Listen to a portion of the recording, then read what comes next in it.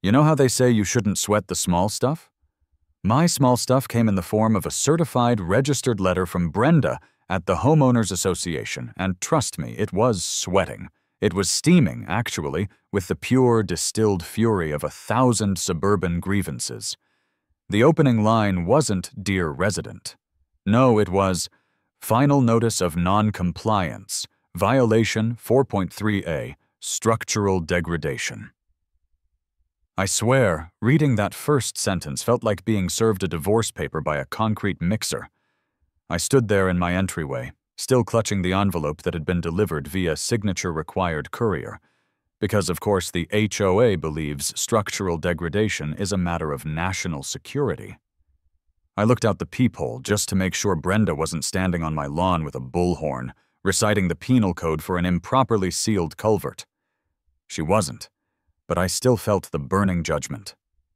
My eyes drifted down to the supposed crime scene. My driveway. It's asphalt, the standard issue. Midnight gray ribbon leading to my 2-car garage. It was not, I repeat, not a disaster. It was simply lived in. It had character. It had history. It had, according to Brenda's attachment of zoomed-in, high-definition photographs taken from 3 different angles, excessive linear fissures. I preferred to call them the Grand Canyon of asphalt, maybe the Mississippi Delta of mild disrepair. Look, there were cracks. Okay? They were like tiny, dark lightning bolts, spiderwebbing across the surface. But they were stable. They were fine. They were just there. I remembered the last time I saw Brenda in the flesh. It was at the community summer potluck, right as I was about to bite into a perfectly grilled hot dog. She sauntered over, holding a clipboard like it was the Holy Grail, and dropped the passive-aggressive bomb. "Leo," she'd purred, not even making eye contact. "I see you're enjoying a picnic. Wonderful. Just a little heads up. We've had several anonymous reports regarding the aesthetic consistency of your approach path. We're prioritizing community-forward structural integrity this quarter." "Brenda, are you talking about my driveway cracks?" I asked, trying to keep my voice even. Which is hard when you're being criticized for a geological fault line. "Oh no, Leo," she'd smiled, but her eyes were the color of cold steel. "I'm talking about curb appeal. Let's just say we'd hate for those little cosmetic imperfections to turn into a financial burden for you down the road. Just a friendly warning." She then swanned off to criticize someone's gnome placement. That was a friendly warning. This letter was a tactical nuclear strike. I reread the crucial sentence. "Failure to commence full replacement and resurfacing by the date of June 15th will result in an immediate, non-negotiable fine of $500 per day until compliance is achieved. Furthermore, the association reserves the right to commission its HOA-approved contractor to execute the repair, with all costs billed directly to the homeowner. 2 weeks. I had 2 weeks before the HOA, led by Brenda, would essentially send in a paramilitary road crew, rip out my humble asphalt, and charge me approximately the cost of a small European sports car for the privilege. I dropped the letter on the pristine hardwood floor of my entry and ran my hands through my hair. This wasn't about the cracks anymore. This was about power. This was about Brenda winning. And if there's one thing I hate more than being told to fix a crack that's doing just fine, it's losing to Brenda. I immediately grabbed my phone and called Mike. Mike's my best friend and lives 3 doors down. He's my neighborhood moral compass, which is only slightly bent. "Mike, emergency, nuclear level. Get ready to deploy," I said the second he answered. Mike's voice was muffled. "Dude, I'm trying to watch the Mets game. What's the crisis? Did Agnes finally leave her sprinkler on overnight?" "Worse. It's Brenda. She served me with the final notice of structural degradation. A pause on the line. I could hear the game volume drop. Mike knew. Mike had been served his own passive-aggressive notices about his overgrown boxwood shrubs. "The orange envelope?" he asked quietly, the reverence in his voice unmistakable. "The orange envelope," I confirmed. "The guillotine of the suburbs. 2 weeks, Mike. 2 weeks, or they gut my driveway and charge me 20 grand. Mike whistled, low and slow. 20 grand is aggressive, man. Are you sure you can't just slap some of that patch stuff on it? The black goop? Maybe just fill the Grand Canyon and call it a day? I asked the maintenance guy last month. Brenda sent him a memo reminding him that amateur repairs constitute a further degradation of community standards. She's got this thing laminated. She lives for this stuff. My voice was rising now. This is an act of war, Mike. They want my asphalt sanitized. Do you think I could just fill them with glitter glue and claim artistic expression? Mike chuckled, a nervous sound. Glitter glue? Leo, you are insane. But no. You'll get fined instantly. It needs to be structural. It needs to look like a repair. You know, something official. Structural, official. Expensive, I muttered, pacing back to the window to stare at the cracks. They really did look kind of cool, actually. Like a broken map. If I have to pay 5 figures to fix something that wasn't broken, I am going to make sure Brenda suffers a coronary when she sees the result. Just pay the 20 grand and get a new driveway, Leo. Don't risk the daily fines, Mike advised, which I immediately registered as terrible, spineless advice. No, Mike. I refuse to comply in the manner they demand. I will comply on my own terms. My driveway is not an eyesore. It's a testament to the fact that things crack, things break, but they keep holding together. I need a fix that respects the crack.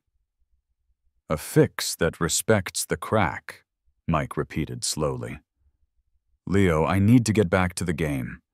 When you say things like that, it means you're about to do something expensive and profoundly stupid.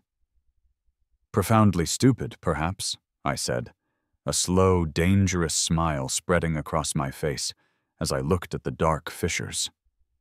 But expensive? Only if I do it wrong. I need a fix that makes a statement. A fix that makes Brenda weep with bureaucratic frustration. I need a vision. The glitter glue idea was out, but the idea of highlighting the repair, of making the cracks the star of the show, was definitely sticking. This wasn't going to be a fix. It was going to be performance art. And Brenda was the only audience I cared about. The clock was ticking. I had 12 days left. My first regrettable impulse was to try to do things the right way. You know, the expensive, soul-crushing way. I figured maybe I'd luck out and find some chill contractor who'd understand the subtle beauty of a 15-year-old asphalt patina. Spoiler alert. I didn't. I spent the next 48 hours talking to people who treated my driveway like a festering wound requiring immediate surgical intervention. I contacted 3 generic paving companies. Each interaction was a masterclass in why I prefer talking to my dog. It was all jargon, massive quotes, and the condescending tone reserved for people who clearly don't own a yacht yet. Rick was the first to show up. He drove a pickup truck that looked like it had been through several wars, which I respected. Rick, however, looked perpetually annoyed, as if the existence of paved surfaces was a personal insult. He got out, didn't shake my hand, and immediately started circling the driveway like a vulture, assessing a slow gazelle. "So, you called about a patch job, right?" he grunted, lighting a cigarette with a flick of a cheap lighter. "More than a patch," I sighed, pointing to the worst section, where a crack had branched off like a tiny river delta. The HOA, bless their rule-loving hearts, called it structural degradation. I need it fixed, or better yet, replaced before they bury me in fines. Rick knelt, ran a work-booted hand over a fissure, and scoffed. Structural degradation. What's that? A community college course? I actually liked his cynicism. Something like that. It's what happens when Brenda from the board gets bored. He ignored me, pulling out a small steel measuring tape and meticulously checking the depth of a 1/4-inch crack. He straightened up, sighing dramatically. Yeah, this isn't a patch, pal. This is terminal. Terminal? Terminal. Look at the sub-base settling here. He pointed to a spot that looked exactly the same as every other spot. That's a stress fracture. It's a symptom of a systemic failure. You patch that, it'll just crack 6 inches over in 6 months. Then you're back here, and I'm back here, and nobody's happy. So what are we talking about, Rick? A full reseal? Full tear-out. Sub-base compaction, new vapor barrier, fiber mesh reinforcement, and then the asphalt itself. 2 coats, high-grade mix. We're talking 3 weeks of disruption, heavy machinery, noise, the whole 9 yards. I swallowed hard. And the cost? Rick scratched his chin, smoke curling up into his eyes. He paused for dramatic effect, then looked right at me. We're talking $22,000, minimum, and that's if we don't hit any unexpected buried utility lines. My jaw dropped. 22,000? Rick, the thing is 15 feet long. I could buy a used car for that. Yeah, but the used car wouldn't stop you from getting fined by Brenda, would it? He countered, completely stone-faced. He knew his market. Look, I know what HOAs are like. They're vultures. And frankly, I hate HOAs, so I charge them double. It's my small way of giving back to the community. Wait, you're charging me double because you hate the HOA? It's the price of principle, kid. You want a quote that'll pass Brenda's microscopic inspection, you pay the premium. You want a hack job? Call the guys on Craigslist. I'll send the estimate over later. It'll have enough jargon on it to impress a civil engineer. He stubbed out his cigarette on the curb, a move that would probably earn him a violation, got in his war machine, and drove off. $22,000 for asphalt. I was dizzy. My second attempt was with the opposite end of the spectrum, Zenith Paving Inc. They arrived in a white van so clean I could see my own despairing reflection in it. 2 guys in matching, impeccably ironed polos stepped out. They were slick, professional, and smelled faintly of expensive cologne. The lead guy, Chad, wore safety glasses perched on his forehead like a headband. Leo, pleasure to meet you. We're Zenith, where your paving experience is vertically integrated and forward-thinking, Chad announced, extending a hand that was suspiciously soft for a man who claimed to work with concrete. Thanks, Chad. Look, I'm on a tight schedule. HOA deadline.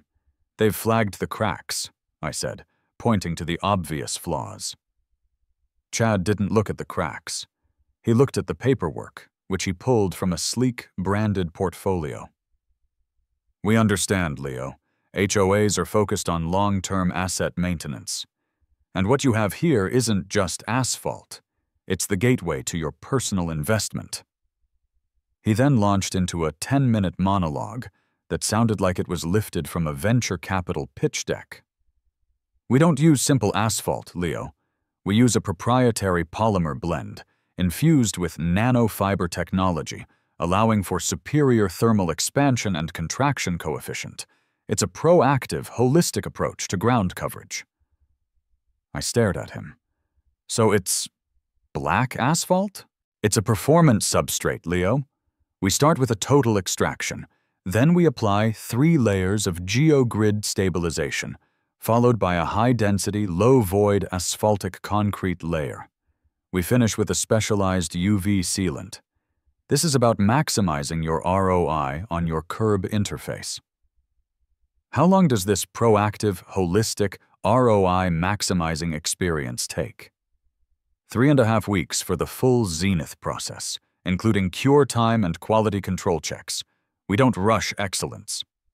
And the quote, Chad? Just give me the number for this performance substrate. Chad tapped a button on his tablet and turned the screen toward me. $26,800. But we include a complimentary 3-year full-service crack and pothole warranty, he added, beaming as if he'd just offered me a free Caribbean cruise. Chad, I'd rather take the cruise. No offense. None taken, Leo. We're simply providing a premium service for clients who understand value. He handed me a brochure printed on cardstock, thick enough to stop a bullet. I watched them drive off in their spotless white van, feeling physically drained by their professionalism. I sat down at my kitchen table, my laptop open, comparing the two quotes. 22,000. 26,800. The average market value of a brand new, non-HOA approved Honda Civic. All for a strip of black rock I mostly just drove over twice a day. I ran the numbers again. If I chose Rick, I was wiping out my emergency fund. If I chose Chad, I was basically going to have to sell a kidney just to afford their proprietary polymer blend. And all of this was because Brenda couldn't tolerate a few aesthetically inconsistent lines on the ground. This is a punishment, I realized. It wasn't about repair. It was about extortion. They set the standard so high and the deadline so short that the only logical, sane action was to comply, pay up, and hate yourself for the next 5 years. I couldn't do it. I simply couldn't hand over a year's worth of savings to erase a few cracks that posed zero actual threat to human life or property. Compliance in this manner felt like spiritual surrender. My internal debate was raging. Option A, compliance. Pay the money. Be broke. Have a perfect, boring driveway. Live a life of quiet, suburban desperation. Option B, revolution. Fight the fines. Hire a cheap guy. Face legal battles. Eventually lose and pay the HOA 26 grand plus legal fees. Also broke. Option C, the unthinkable. I stood up and went to the fridge for a beer, pulling out my phone. I was feeling desperate, doom-scrolling, looking for literally anything that wasn't a $20,000 paving quote. I typed in, cheap concrete repair ideas. I saw articles about flexible sealants, DIY patching kits, and then, completely randomly, a video thumbnail.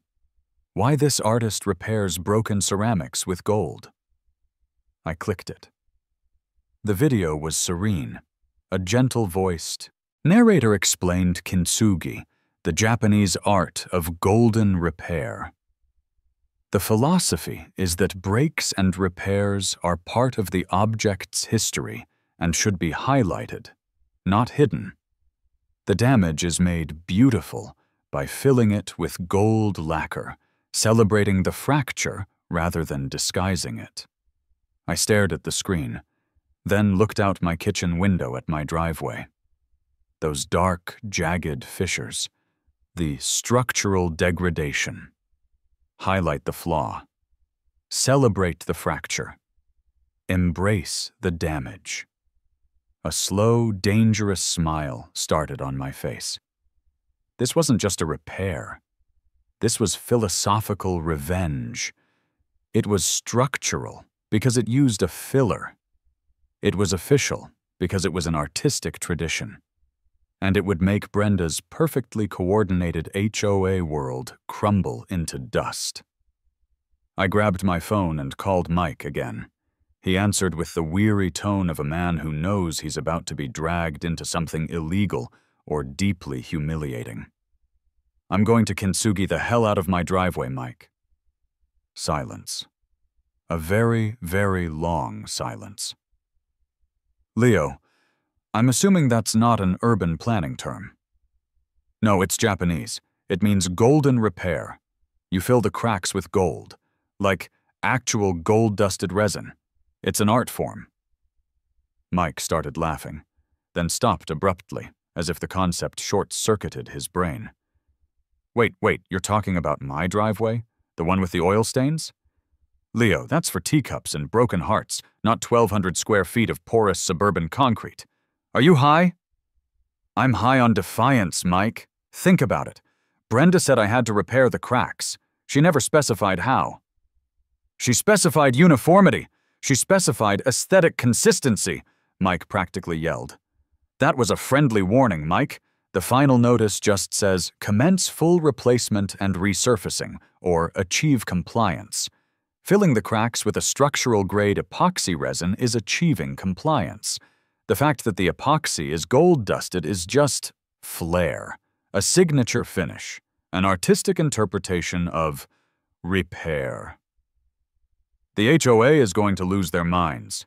The fines will bankrupt you faster than those paving quotes, Mike warned, trying to be the voice of reason.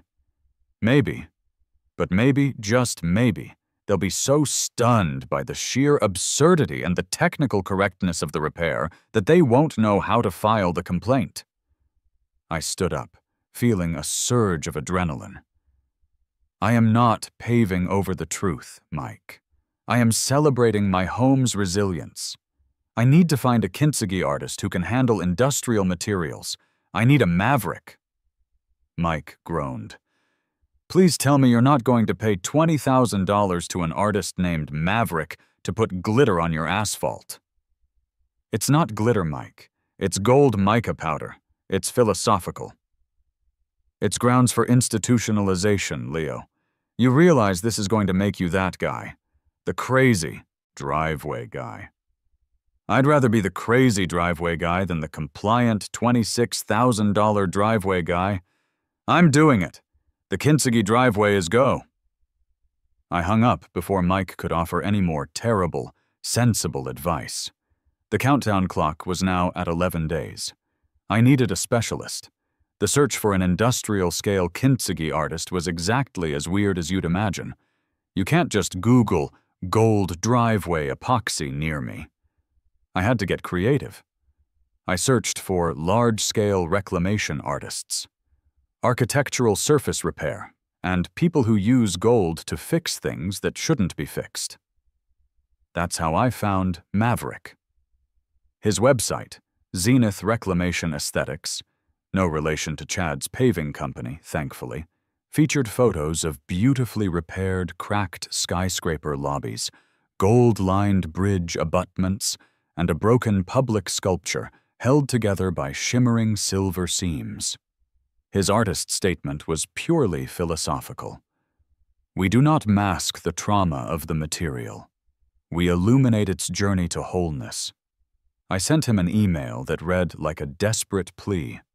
I have structural degradation. It's asphalt. It's cracks.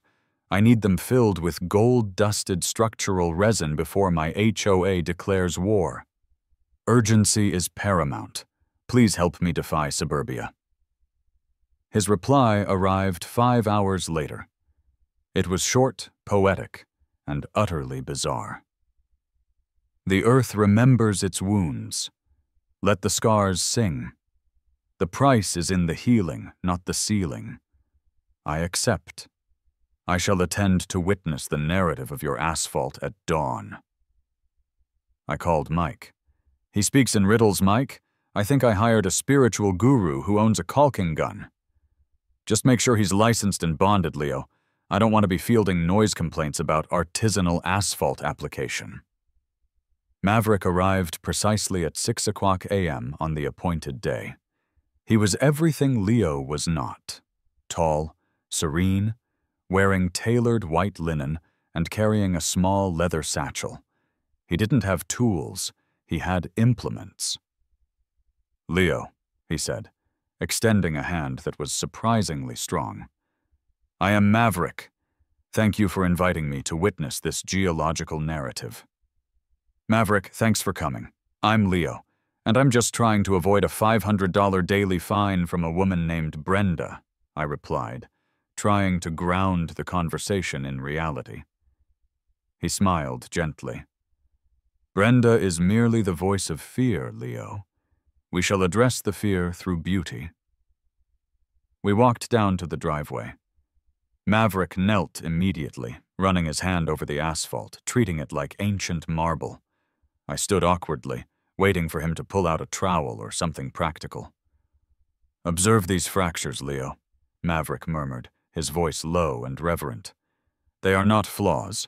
They are stress lines, memories of the asphalt's response to thermal shock and the gravitational pull of your vehicle. They tell the story of every winter thaw and summer heat wave. We will not hide them. We will celebrate them." "That's exactly what I want to hear, Maverick. But practically speaking, what are we using? Is it waterproof? Is it structural enough to satisfy the HOA?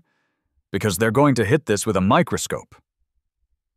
Maverick straightened up, his eyes gazing distantly at the freshly mowed lawn across the street.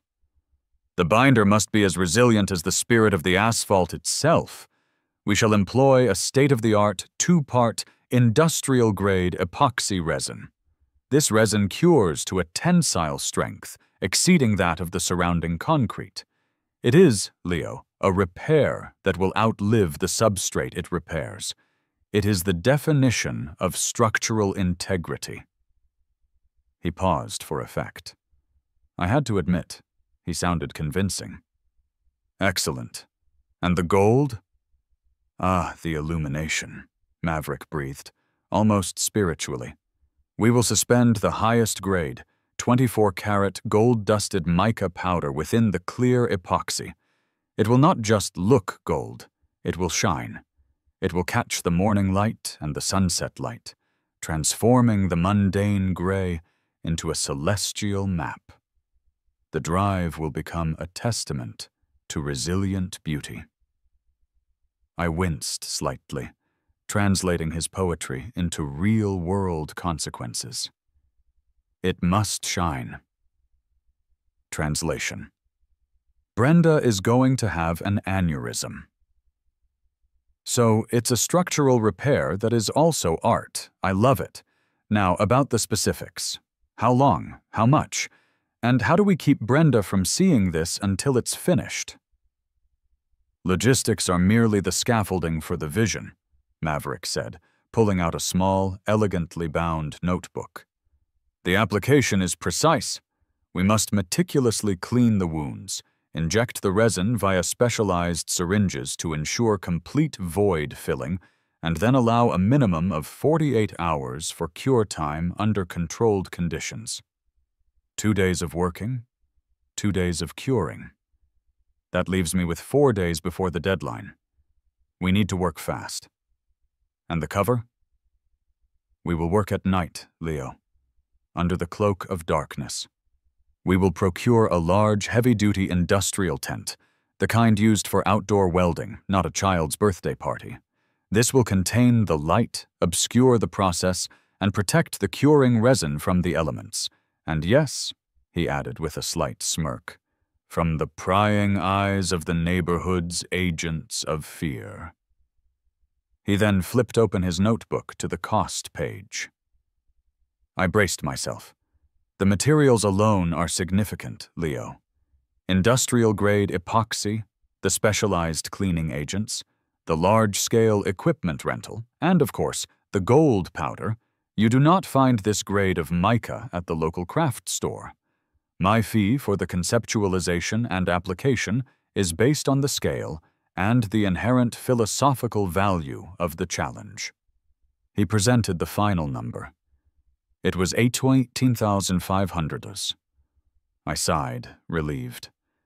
It was still a huge number, wiping out everything, but it was less than the cheapest quote from Rick the Realist, and this was for a masterpiece of passive aggression. So, 18,500, and I get a structural repair that looks like a treasure map? You get the celebration of the break, Leo. The gold does not conceal the history. It honors it. It is an investment in defiance, Maverick corrected gently.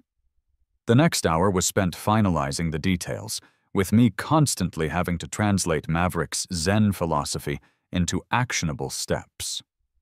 Okay, so we'll start tonight at 9 p.m. We need the tent up first. Can you manage that?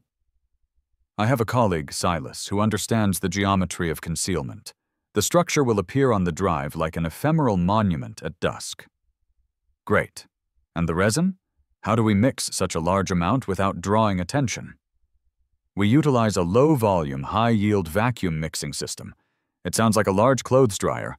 If anyone asks, you are pressure washing a very dirty rug inside a tent. Perfect. Lies that are just plausible enough to be weird. Indeed. Now, Leo, payment is required up front for the materials, given the specialty nature of the gold composite. Do you have a preferred method of exchange for the transfer of the funds? I pulled out my credit card. I'm putting this entire project on a 0% introductory APR card.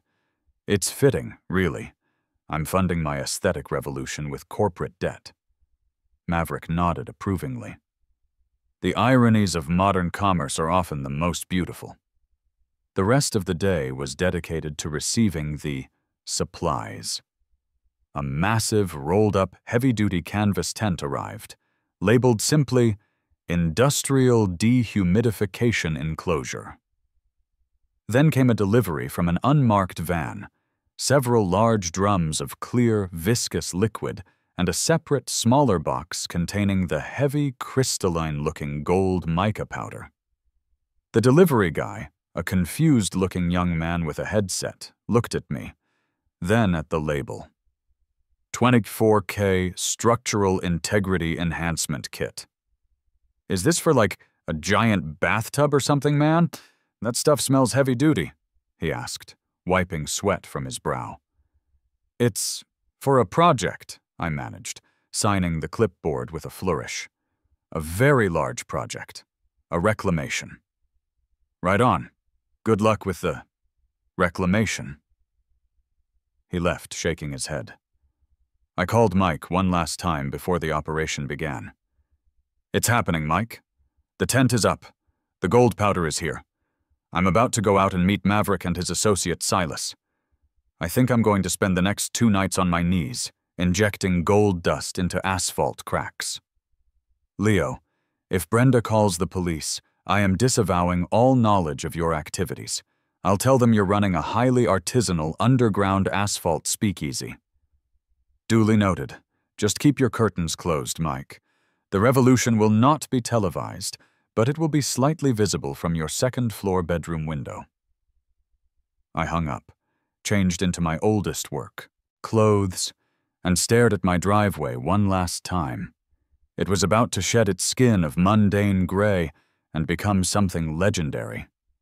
The time for denial was over. The time for gold was now.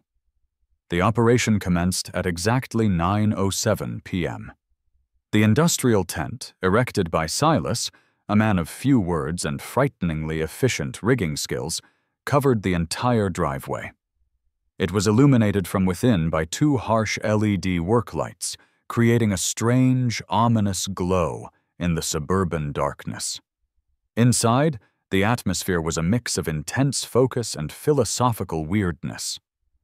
Maverick, surprisingly adept with the heavy equipment, was using a high-powered electric brush to meticulously clean out every single crack. Leo's job, the tedious one, was to follow with a massive air compressor, blowing every speck of dust out. You must respect the void, Leo, Maverick instructed, his voice echoing slightly in the confined space. The gold will not bond with debris. It demands purity. I hear you, Maverick, I grunted, wrestling with the hose. Purity and gold. It's like the philosophy of the entire Republican Party, but for pavement. Perhaps, he agreed serenely. But our gold is used for healing, not hoarding. We worked in silence for hours, the only sounds being the whine of the compressor, the occasional scrape of a wire brush, and Maverick's low-volume, meditative chanting. I'm not sure what language it was in, but I assumed it was ancient Japanese instructions for epoxy application. The next stage was mixing the resin. We poured the 2 parts of the structural epoxy together and then came the moment of truth. The gold mica powder. Maverick opened the tub, a heavy, shimmering, fine gold dust that looked like something an ancient pharaoh would use to snort. "Behold, Leo, the essence of the repair," he announced, carefully stirring the dust into the clear epoxy. The mixture instantly transformed into a thick, swirling liquid metal. It was mesmerizing. It was vulgar. It was perfect. "It looks like a river of condensed money," I said, slightly awestruck. "It is a river of beauty," Maverick corrected, handing me a large industrial-sized syringe with a fine nozzle. "Now we inject, slowly, deliberately. Every fracture must be completely filled. No bubbles, no voids. Every scar must become a vein of pure light." This was the hardest part. On my hands and knees, for hours, I crawled across the asphalt, filling the cracks. My back ached. My eyes watered from the resin fumes, despite the respirators. I was a gold-gilded ant, meticulously fixing the Earth's tiny mistakes. At about 11:45 p.m., I heard a faint, high-pitched yapping outside the tent. "Did you hear that?" I whispered, pausing my injection mid-crack. Maverick didn't stop his work. "The voice of the nocturnal hound. Do not interrupt the flow, Leo." But I knew that sound. That high, neurotic yelp belonged to Fifi, the spoiled miniature poodle, of Agnes, the neighborhood's chief informant and Brenda's right-hand woman. Agnes was walking Fifi past the tent. I could hear her muttering. "I tell you, Fifi, it's not normal. It sounds like scraping and that strange electrical buzzing. It's too late for lawn care. I think they're running some kind of underground business in there. Probably selling illegal baked goods. No one needs a tent this late for pressure washing." I dropped my syringe and whispered desperately to Maverick. "Agnes, the busybody, keep it down." Maverick looked up, completely unfazed. "The mind that seeks flaw will always find distraction, Leo. We must remain focused on the task." He went back to his work. But Agnes wasn't easily distracted. I heard her pause right outside the canvas flap. A faint glint of gold must have caught the light coming from a small tear in the fabric. "Fifi, did you see that? Something shiny. What are they doing in there?" I froze. I stayed frozen for 5 minutes until I heard her sigh heavily and the sound of her expensive sneakers retreating down the sidewalk. Close call. Too close. The next night, the incident escalated. We were halfway through the application, the entire driveway now a stunning network of half-cured, shimmering gold lines, when the compressor kicked on again. It was loud, necessary for a brief moment of forced air drying, and definitely outside the neighborhood noise ordinance hours. A minute later, the unmistakable wail of a siren started up in the distance. "Oh God, Agnes called them again. This is it. This is how I get arrested for illegal gold-plated paving," I panicked. "Calm, Leo. The officer is simply a representative of the community's collective curiosity. Approach him with dignity and truth," Maverick instructed, not even flinching as the siren grew closer. I watched the tent fabric glow bright blue and red as a police cruiser pulled up right behind Mike's mailbox. The engine cut and the door opened. Officer Miller, a middle-aged guy, who looked like he'd rather be anywhere else, got out slowly. He walked up to the tent flap and shined his flashlight straight at the canvas. "Police! Anyone inside step out with your hands visible!" I sighed, putting down my syringe. I felt like I was staging a highly artistic, resin-based heist. This is going to be the weirdest conversation of my life. I unzipped the flap and stepped out, blinking in the sudden confrontation of flashlight and gold fumes. I was disheveled, covered in gray asphalt dust, and my hands were speckled with glittery gold powder. "Evening, officer. I'm Leo, the homeowner. Is there a problem?" I asked, trying to sound normal while looking like a very poor Midas. Officer Miller shone the light on my face, then slowly down my body, and finally at the giant tent pulsating with LED light behind me. Officer Miller lowered the flashlight slightly, adjusting his belt. "Sir, we received a complaint about a noise ordinance violation and, I quote, suspicious industrial activity, possibly involving contraband and/or large-scale after-hours manufacturing. What exactly are you doing in this tent?" I took a deep breath. Maverick had advised dignity and truth. It was time for dignity and truth, applied liberally. "Officer Miller, I'm performing Kintsugi on my asphalt." Officer Miller blinked. Once, twice. He looked genuinely confused, a rare expression on a suburban cop's face. "You're performing what now?" "Kintsugi. It's a Japanese art form. It means golden repair. My homeowners association, due to my driveway having some minor cracks, issued a notice of structural degradation. I was required to repair the cracks. This," I gestured to the glowing tent, "is the repair. I am filling the fissures with a high-tensile epoxy mixed with 24-karat gold-dusted mica." The officer slowly walked up to the tent flap, carefully pulling it back just a few inches. He peered inside. The light hit the half-finished work. The sight of a grown man, Maverick, wearing a respirator and gently polishing a crack with a dental tool, surrounded by golden, shimmering lines, was apparently too much for him. He pulled the flap shut quickly. He looked back at me, his eyes wide. "Officer Miller, did you say gold driveway?" "Leo, gold-dusted resin repair, yes. It's structural. The HOA mandates a repair.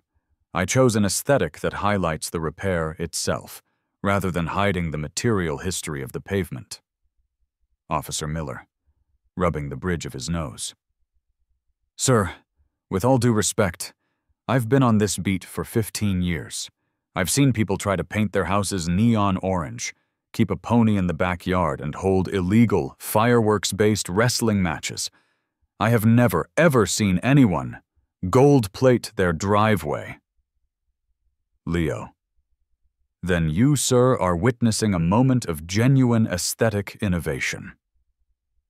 At that moment, Maverick stepped forward, serene as always, looking like a linen-clad cult leader. "Maverick, officer, the work is philosophical. We are honoring the wounds of the earth.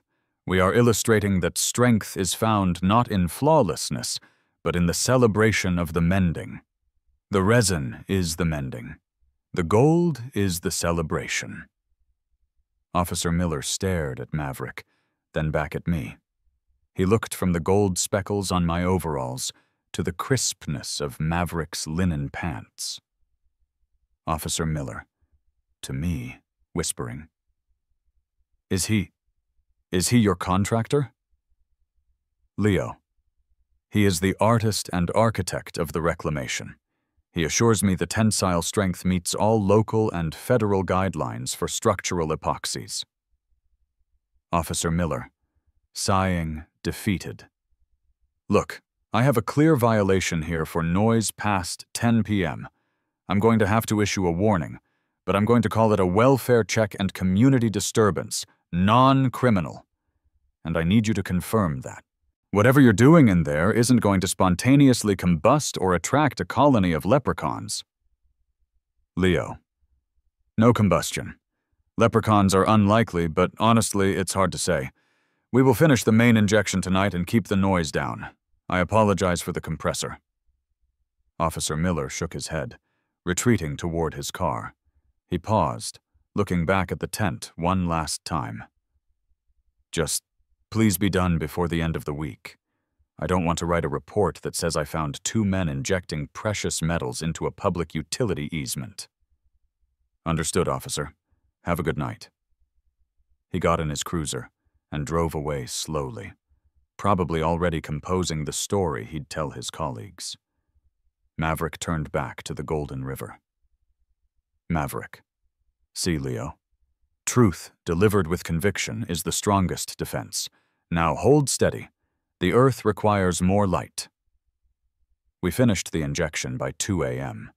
The entire driveway was covered in a network of thick, swirling, metallic gold lines. We kept the tent up, letting the structural epoxy begin its 48-hour life-changing cure. The first hurdle was passed. Now for the final, terrifying confrontation with Brenda. The sun was high in the sky when Maverick and Silas, who had returned to assist, helped me dismantle the industrial tent. It was the moment of truth. My heart was pounding. This was either my great artistic triumph or the most expensive, self-inflicted fine in HOA history. We lowered the last section of canvas. The morning light hit the driveway. It was spectacular. The asphalt was still the mundane charcoal gray of suburbia, but now, crisscrossing the surface, was a breathtaking network of thick, shimmering gold veins. Every single crack, from the tiny hair-thin fissure to the largest separation, had been transformed. The surface looked ancient, precious, and utterly, aggressively repaired. It was structural, it was complete, and it was entirely, unapologetically gold. I just stood there, speechless. Maverick. It sings, Leo. The wounds are healed, and they are beautiful. Leo. It looks like the entrance to a very fancy pirate lair. I think I love it. Within 5 minutes, the immediate fallout began. First, an elderly neighbor, Mrs. Henderson, watering her petunias, stopped, stared, and dropped her gardening shears with a metallic clank. She squinted, then pulled out her phone and started frantically texting. Then, cars began to slow down. People driving to work were actually stopping in the middle of the street, their heads swiveled like owls. One guy, driving a minivan, actually rolled down his window. Minivan driver. Excuse me, what is that? Did you paint your driveway? Leo, slightly delirious with victory. No, sir, I had the structural degradation repaired. This is the binder. The driver shook his head slowly, unable to process the information, and sped off. Then Mike pulled up in his car, having looped around the block specifically to see the scene. He stopped, got out, and just stood there, staring. Mike, you actually did it. You actually hired the linen-clad guru and injected 24-karat shame into your asphalt. Leo, the cracks are repaired, Mike. Structurally sound, aesthetically daring. I call it compliance with extreme prejudice. Mike, grinning. Brenda's going to combust. I'm going to grab popcorn. We didn't have to wait long. About 30 minutes after the reveal, a pristine white SUV, Brenda's, appeared at the end of the street. It drove slowly, like a predator on a nature documentary. I watched her approach the driveway. She slowed. She stopped. She parked right in front of the golden veins, put the car in park, and just stared through her windshield. I could practically feel the rage radiating off her. Finally, she opened her door and stepped out, carrying her ever-present HOA clipboard like a shield. Her face was a perfect mask of horror, betrayal, and incandescent fury. Leo, she said, her voice dangerously quiet. What in the holy hell have you done? I walked toward her, adopting Maverick's serene, philosophical posture. Leo. Brenda, good morning. I'm pleased to report that the violation has been remedied. The structural degradation has been fully stabilized, cured, and aesthetically recontextualized. Brenda, hissing. Aesthetically recontextualized? This violates Section 4.3, subsection B. The driveway surface must be maintained and uniform in color, presenting a cohesive, natural aesthetic to the community. You did this to spite us. I'm issuing an immediate fine for unauthorized modification. Leo. Stop, Brenda. Let's consult the rule book, shall we? You cited me for structural degradation. That means the cracks were the violation. Are the cracks present now? Brenda. They are filled with gold-dusted industrial garbage. Leo. They are filled with a high-tensile two-part structural epoxy resin, the technical specification of which exceeds the sheer strength of the surrounding asphalt. It is, by definition, a repair that meets the structural integrity requirements you mandated. Brenda. But the color. It's gold. It's gaudy. It's completely non-compliant with the uniform aesthetic standards of the Stonebrook Pines community. Leo. But the gold is not a decoration, Brenda. The gold is the binder, the repair material itself. I did not paint the driveway gold. I repaired the structural defect with a gold-colored filler. Show me, Brenda, where the rulebook states that the repair material must match the color of the original surface material. I leaned in closer. Show me where it says, all repairs must be aesthetically uniform with the original unblemished surface. It only says the driveway must be maintained and uniform. But the cracks were the reason for the non-uniformity, and I fixed the cracks. I simply used an internationally recognized artistic method to signify the complete and structural nature of the repair. Brenda shuffled through her clipboard frantically. She flipped through the laminated pages, her eyes scanning for the loophole I was exploiting. Brenda. Subsection C. No unnatural or reflective surfacing materials are permitted. Leo. But Brenda, the reflective material is inside the structural epoxy, filling the voids. It is the core of the repair. If I had painted over the cracks, that would be surfacing. This is injection, Brenda. It's a subsurface stabilization technique with a visible aesthetic layer. She slammed the clipboard shut, defeated by technicality. You think you're so clever, Leo, but this is not over. This is going to the emergency board meeting. We will find a way to make you replace this vulgar display of structural reconciliation. I look forward to it, Brenda. Bring the rule book. I'll bring the philosophy. That evening, I was summoned to the emergency HOA board meeting. The room was tense. The entire board, 5 people, sat at a long table. Brenda was flanked by 2 nervous-looking members. I sat across from them, feeling like a defendant in a reality TV court show. Board President, Mr. Harrison. Mr. Peterson, we are here to address your highly unorthodox response to the structural degradation notice regarding your driveway. Brenda has informed us you have taken steps to comply, but the result is not what we envisioned. Leo. Mr. Harrison, I commenced full repair. I hired a structural artist and used a high-strength epoxy. The cracks are fixed. My driveway is structurally sound and, frankly, beautiful. I acted in compliance with the letter of the notice, which required me to address the degradation.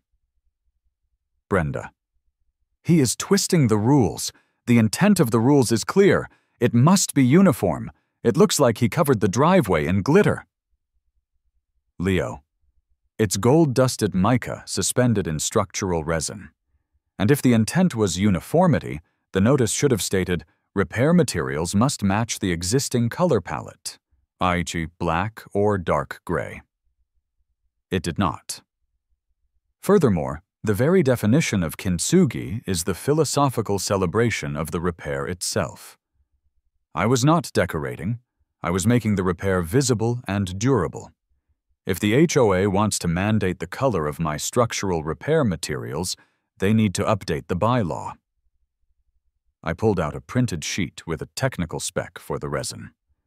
As you can see, this material is chemically superior to standard asphalt fillers. You cannot argue that this is not a repair. You can only argue that you don't like the color of the repair. Mr. Harrison looked utterly exhausted. He rubbed his temples. Mr. Harrison, we cannot deny that the cracks are, technically, no longer cracked, and we can't fine you for a color that wasn't explicitly forbidden in the repair section. This is highly inconvenient. Board member 3, the quiet guy. It does look kind of cool, though. Brenda shot him a look that could curdle milk. Mr. Harrison, the board acknowledges that Mr. Peterson has completed a structural repair. We are tabling the matter of the color and aesthetic compliance until we can consult with the legal team and draft an appropriate amendment to Section 4.3 that specifically addresses the color of repair epoxies, whether they are, quote, philosophically motivated or not.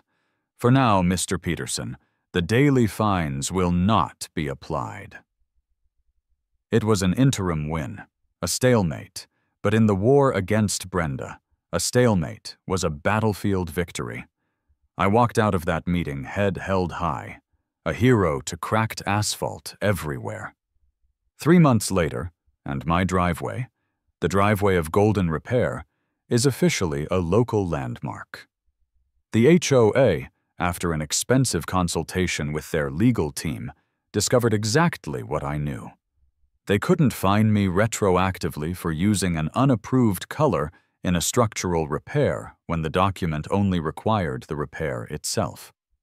They are currently drafting an amendment that is 42 pages long and includes a prohibition on all metallic and/or reflective structural binders within the community's shared visual corridor. I fully expect it to pass in 2026. Until then, I live in golden glory. Life in the neighborhood is weirdly better. People now call my house the one with the gold driveway. It's a moniker I wear with pride. My driveway is now featured on 2 separate community walking tours, unauthorized, of course. Brenda, however, has not recovered. She can't look at the driveway. It is the physical manifestation of her bureaucratic failure. She has started parking her pristine white SUV on the street now, a full 50 feet down, rather than driving over my vulgar display of structural reconciliation. She pretends not to see it, but I see her every morning, twitching slightly as the rising sun hits the mica and throws a dazzling golden glare right into her living room window.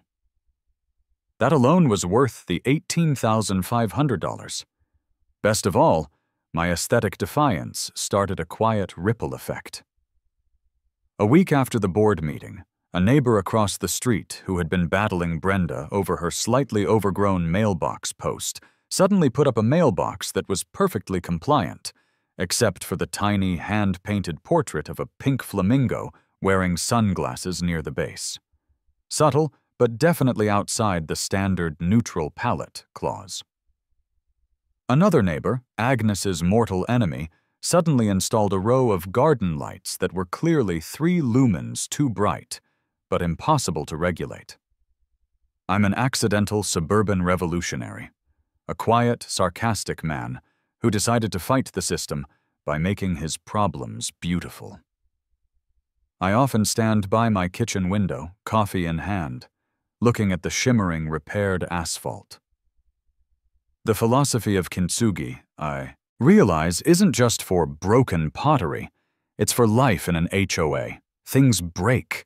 They crack under pressure. But when you fix them, you don't have to hide the history. You can honor it, make it visible, and make it shine. And if you're going to spend 20 grand, you might as well make sure your repair pisses off the person who told you to make it in the first place. That's the real aesthetic consistency I was aiming for.